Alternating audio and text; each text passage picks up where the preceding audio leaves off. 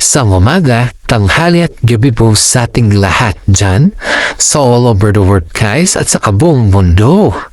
Ito po yung ating updates for today na tungkol sa Kimpaw ganap. Bago natin pisahan yung ating intro guys ay gusto ko lamang po batiin yung mga tao dyan.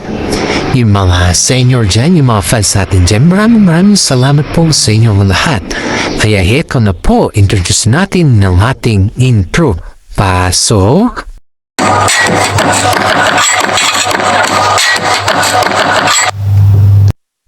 Okay. Update na tayo sa Kimpaw Ganap for today guys. May tatlo po tayong topic for today guys na kung saan po ay si Kim Chu. Pinasite viewing po yung kanyang kondo. At pangalawa, kaibigan ni Kim Chu. May sinasabi about sa likod niyo or paninira. Pangatlo, ano kaya yung sinasabi ng mga management na kung saan ay kung aayawan ba ni Kim Chu yung bago niyang role sa ngayon? Kaya heto na guys yung updates natin for today. Heto guys si Kim Chu po ay pinaview po yung kanyang kondo. Ang daming nabago sa kanyang kondo guys. Hindi kagaya dati na yung kondo niya is simple lang. Medyo hindi pa masyadong kumaga guys is walang nabago man ng konti. Pero yung simple at yung taste niya lang. Pero sa ngayon guys yung kondo niya ay talagang ang daming pinabago niya, pinarenovate niya talaga guys para sa kanila ni Paolo Avellino. Aba, marami mga netizen dito ang natutuwa dahil kita mo naman yung pag-renovation niya. Alam mo naman guys, pag may kasama ka na sa buhay at kasama mo na rin sa, syempre sa future ba, kasama mo sa loob ng apartment mo, sa bahay na umiba na rin yung sistema, diba? Ang idea kasi nito guys is para sa kanilang dalawa kasi very, yung masyadong leading lady yung condo unit ni Kim Chu. At hindi siya mukhang panglalaki guys, kundi para sa kanya dapat. Para sa kanya lang kasi yun guys. Ang iniisip niya kasi tuwing may mga yung gusto niya yung maging siya lang, yung alone lang siya, dun siya palagi sa kanyang kondo.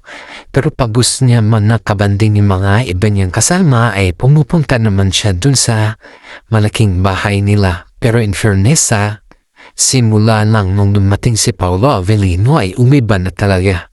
Ang laki ng pinagkaiba niya guys.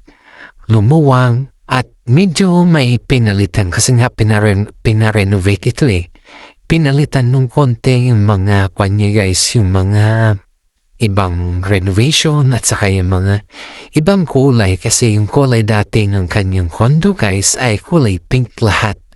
Halos makikita mo doon ay kulay pink. Pero sa ngayon may mga naidagdag naman na hindi kulay pink kundi mga light dark ganun guys. Kaya pinaghahandaan talaga ni King si Paolo Avellino. Aba, nung sila ni si Ian Lim guys, walang ganun. Walang renovation na nangyayari kundi kaya is kung ano yung gusto ni Kim Chu na klase ng color ng bahay ay yun lang. Walang ibang naidagdag or walang kung ano man dyan, walang ganun guys. Kaya maraming mga netizen ang nagtataka kung bakit nung dumating si Paolo Avellino kay Kim Chu ay ang dami nang nabago. Pati sa bahay, pati sa pananamit. In fairness guys pati sa pananamit guys, nabago rin ni Kim Chu yun. Nabago rin niya yung kanyang pananamit kasi nga very conservative si Paolo Avellino pagdating sa pananamit ni Kim Chu guys, halos ayaw niya nga na nakikita yung, alam mo na, kapag isa kasi na meron conservative na boyfriend, ayaw mong nakikita yung kaluluwa ng iyong partner. At kapag kinakailangan lang na makita ba, kapag halimbawa may mga aktibidades sila, It's been normal naman na magsuot si Kimi ng ganun kasi babae siya, di ba? Pero pagdating sa kanila na ni Paolo Avellino, pag yung magde-date sila, tignan mo guys, halos takip lahat yung takip lahat yung nakikita kay Kim Chiu sa ngayon.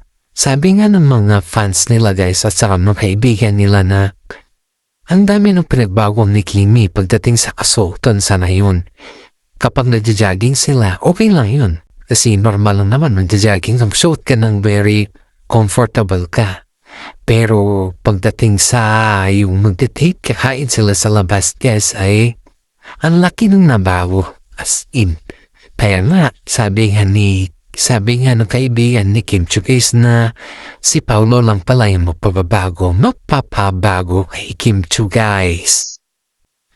Kaibigan ni Kim Chiu guys, may sinasabi sa likod niya. Alam niyo ba yung kaibigan ni Kim Chiu dun guys na yung kasama niya sa linlang na yung palaging nag-o-offer sa kanya ng coffee pagkatapos ng taping? Si Kim Chiu kasi yung napapasok dito sa showbiz guys at siya rin tumulong dito. Yung maalala niyo ba yung vlog ko noon na itong actress na to guys ay nagkiusap kay Kim Chiu na maaari ay gawin lang muna siya ng extra para magkaroon ng income. Pakait lang saglit lang, diba? Ito yung actress na yun guys na kung saan tinulungan siya ni Kimi. Pero sa laki ng tulong ni Kimi sa kanya guys ay masyadong samantala. Sinamantala niya yung tulong ni Kimi sa kanya. Inisip niya siguro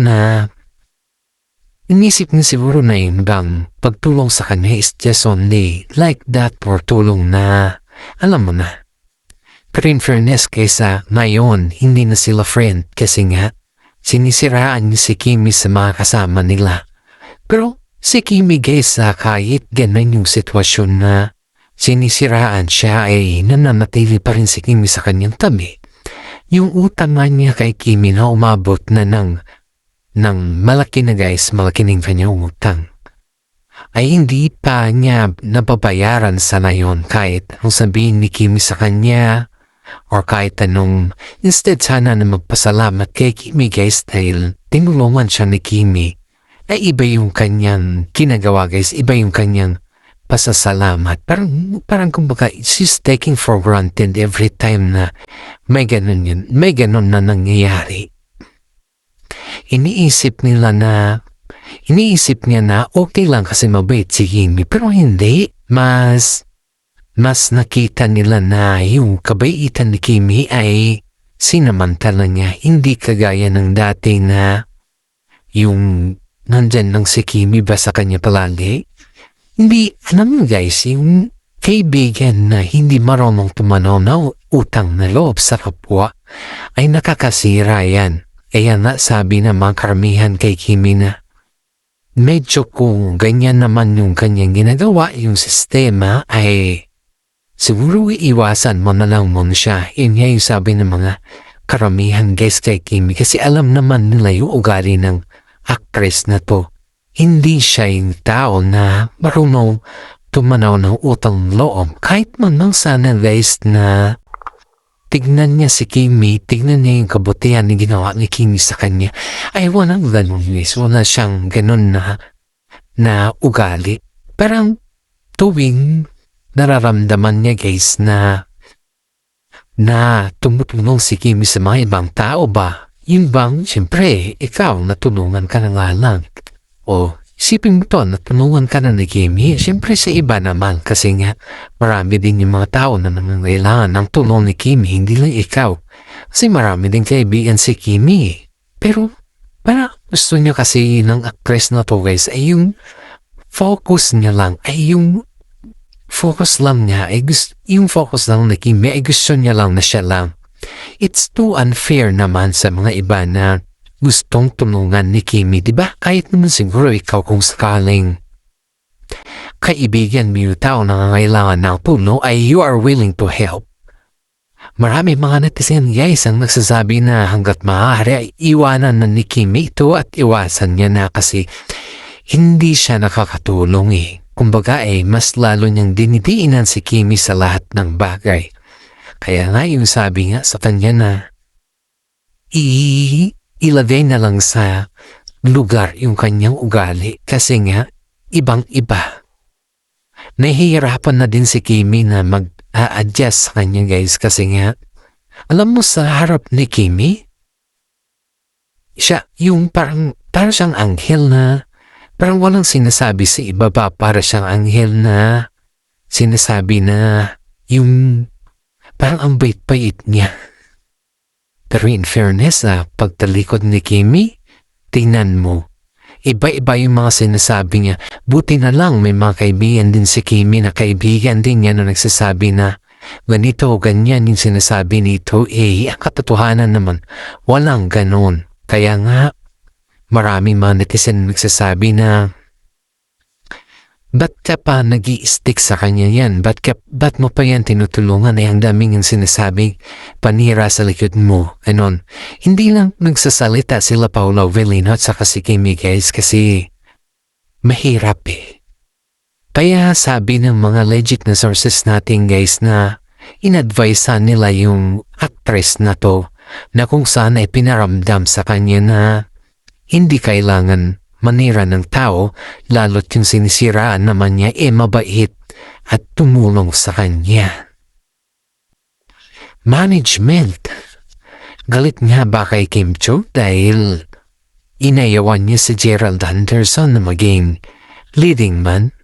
Ito yung ating updates for today sa loob ng showbiz na kung saan ay hindi pa naumpisahan yung movie nila Gerald Anderson at saka si Kim Cho. Kumbaga guys is under decision pa, pero yung decision ni Kim Cho guys is ayaw niya. Ayaw niya maging leading man si Gerald Anderson. Gusto lang daw niya guys kung sakaling hindi okay yung kanilang sitwasyon ni Paolo Avellino ay gusto niya yung solo na lang siya. Ayaw daw niya, gusto niya yung mga ibang leading man maliban lang kay Gerald Anderson. Pero yung sa management guys ay parang may tampo kay Kim Cho kasi nga malakas pa yung Kimeral na fans. Yan yung sabi sa showbiz. Kaya si Kimi naman guys ay talagang 100% na makapag-decision na siya na hindi mo na siya makipag-collaborate kay Gerald dahil nga sa nangyayari at ayaw naman niya na masira ang tambalan ng Kim Pao. In fairness naman kung ako lang naman ang tatanungin is okay na yung ginawa ni Kimi na hindi mo na makipag-collaborate kay Gerald Anderson kasi nga napakahirap yung kanyang sitwasyon guys. Kapag makipag-collaborate siya kay Gerald Anderson tapos wala pa naman silang closure na usapan ba? Wala silang closure sa mga nangyayari sa kanila before at tapos bigla may collaboration. Mahirap yan. Hindi basta-basta yan para sa akin.